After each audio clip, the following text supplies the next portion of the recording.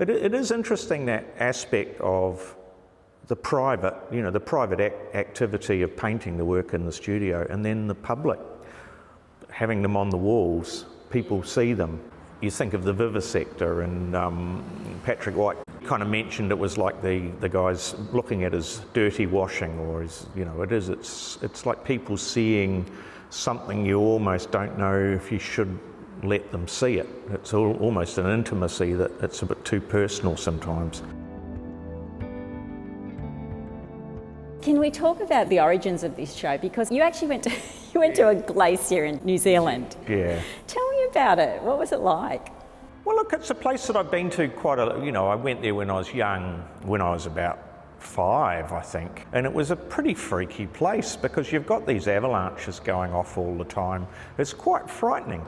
And as I got older, I went back climbing, but, it was even more frightening then because you're actually climbing these mountains, and they're pretty intimidating, and it's a very harsh environment.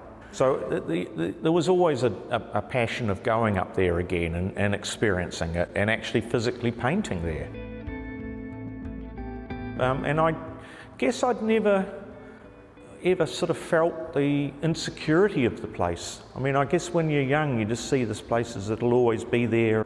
And now I look at it and I think, gee, the glaciers are all receding, the mountains are falling down. It's quite frightening what is happening up there. A lot of these works I didn't use photographs. I took a lot of photographs.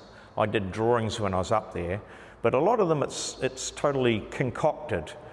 But you're kind of distilling what you remember, and you're not so. I think if you use photographs too much, I think there'd be a tendency to get bogged down in the detail. So you want to try and drop that as well. Yeah, well, talking about not getting bogged down in detail, I think one of the most distinctive things with your work is the figure, and that the figure is definitely not bogged down in detail. The opposite.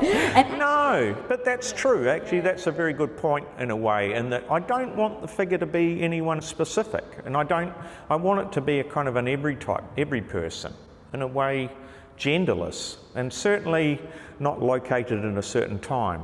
You kind of notice that a lot of the things they're wearing, they have to wear something. They can't be naked because that just looks a bit nutty up on the snow.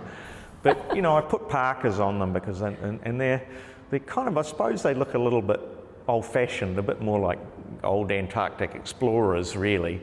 And I didn't give them ice axes. I usually gave them a stick rather than an ice axe, just because I like the form of the stick. So there's certain things I accentuated. I love the rope. So you're kind of using your imagination a little bit in terms of what you're wanting to show and simplifying that down. And so it's the same with the landscape. You're simplifying it down.